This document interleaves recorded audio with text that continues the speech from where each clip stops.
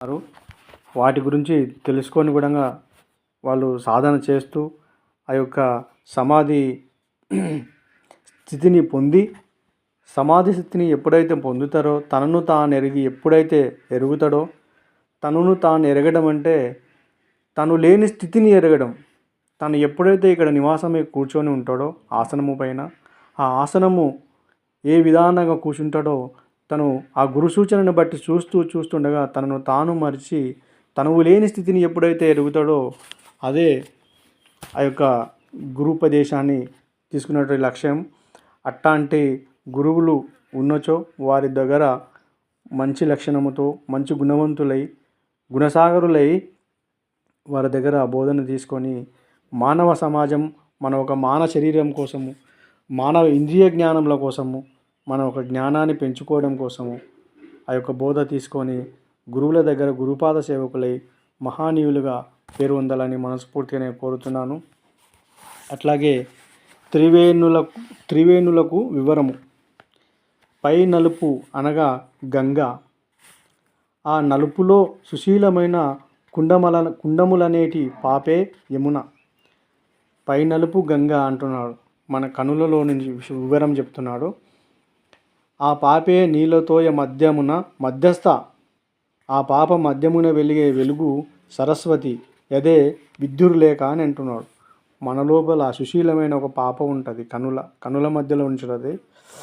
దాని గురించి వివరణ ఇచ్చినాడు. విద్యుర్లేఖ అనగా ఆ వెలుగులో నిష్కలే తాను, అదే ముక్తికాంత. మన కను వైట్, ఎరుపు, నలుపు ఉంటుంది. ఈ నలుపులో ఇంకొకటి ఉంటుంది కెమెరా మాదిరిగా.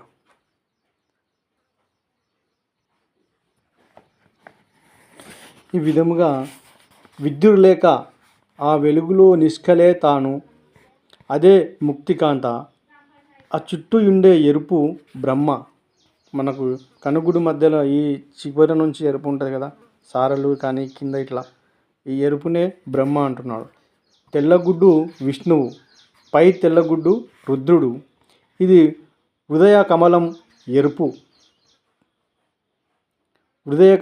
ఎరుపు అయిన బ్రహ్మకు ఆకార మాతృక తెలుపు, అయిన విష్ణువునకు ఉకార మాతృక నలుపు, అయిన రుద్రునకు మకార మాతృక నిద్ర.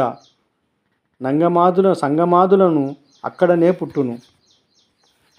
ఎరుపు క్రియాశక్తి, తెలుపు జ్ఞానశక్తి, నలుపు ఇచ్ఛాశక్తి, సుశీలమైన పాప ఆదిశక్తి. మనం ఇప్పుడు అంటుంటాం చూడండి, ఆదిశక్తి, పరాశక్తి అని. అట్లాంటి శక్తి స్వరూపమైన ఏదైతే ఉన్నదో మానవునికి అన్నీ ఇముడుకొని ఉన్నాయి. కాబట్టి ఆ యొక్క దైవజ్ఞానాన్ని పొంది, గురు ద్వారా పొంది, ఆ దైవశక్తి ఎలా ఉంటుందో ఆ యొక్క మంత్రం ద్వారా తెలుసుకొని పరిపూర్ణులై, మహానీయులై, రాజయోగులై వర్ధిల్లాలని మనస్ఫూర్తిగా కోరుతున్నాను గురుబంధువులకు, గురు శిష్యులకు. ఎరుపు క్రియాశక్తి, తెలుపు జ్ఞానశక్తి. తెలుపు అనగా మనలో ఉండే ఒక, అది మీరు గురు జ్ఞానోదయం అవుతుంటే మీకే తెలుస్తుంటుంది, జ్ఞానశక్తి. నలుపు ఇచ్ఛాశక్తి, సుశీలమైన పాప ఆదిశక్తి. ఆ పాప మధ్యయమున వెలిగే కళ పరాశక్తి, ఆ కళలోని నిష్కలే తాను. ఈ యొక్క జ్ఞానేంద్రియాలు కానీ మనకు ఈ కనుచూపులో నుంచి ఏవైతే ఓటి కనుల మీదనే ఉన్నది, ఇది మన కనులు ఏవైతే ఉన్నో ఇవన్నీ ఇముడుకొని అందులోనే ఉన్నాయి. ఇన్ని శక్తులు, ఇంతటి గంగ, నలుపు, సుశీలమైన కుండలములు అనేటి పాప ఏదైతే ఉన్నదో ఆ యమునా నది, గంగా నది, సరస్వతి నది అని మన జ్ఞానానికి సంబంధించినవి, మన శరీరానికి సంబంధించినవి కనుక ఇవి పూర్తిగా గురు ద్వారానే తెలుసుకొని, గురు జ్ఞానాన్ని ఎరిగి, గురు మంత్రోపదేశాన్ని పొందుకొని, ఆ గురు సూచనతో సూటి చేసుకొని స్థావరంగా నిలబడితే ఇవన్నీ మనకు అర్థమవుతాయి. ఓం నమో గురుదేవాయ నమః. గురు పరంపరకులకు నా యొక్క నమస్కారం. ఇటువంటి ఈ యొక్క ఇక్కడ నేనే త్రివేణుల వివరమునని తారకామృత సారంలో రాసి ఉన్నది కాబట్టి నేను అటు వివరణ కోసం నాకు వచ్చి రాని భాషలో, నాకు వచ్చి రాని జ్ఞానంతో మిడిమిడి జ్ఞానంతో ఉండి ఈ యొక్క దీని ద్వారా నేను తెలియజేయాలని నా మనసాక్షిగా గురుబోధులకు కానీ మహానీయులకు కానీ భక్తిపరవశమైన ఎవరైనా సరే విన్నా చూసినా ఏదైనా తప్పులు ఉంటే నన్ను క్షమించగలరు. ఎందుకంటే తెలిసి తెలియని జ్ఞానంతో కానీ కాదు, గురుబోధ తీసుకున్నాను కాబట్టి ఈ యొక్క గురుమంత్రాన్ని నేను సాధన చేస్తూ దీంట్లో పక్వం కావాలని చెప్పి నేను ఈ ప్రయత్నం చేస్తున్నాను. స్టేజ్ మీదకి వచ్చినా ఎక్కడైనా మాట్లాడాలన్నా మనకు ఒక ధైర్యం కావాలి.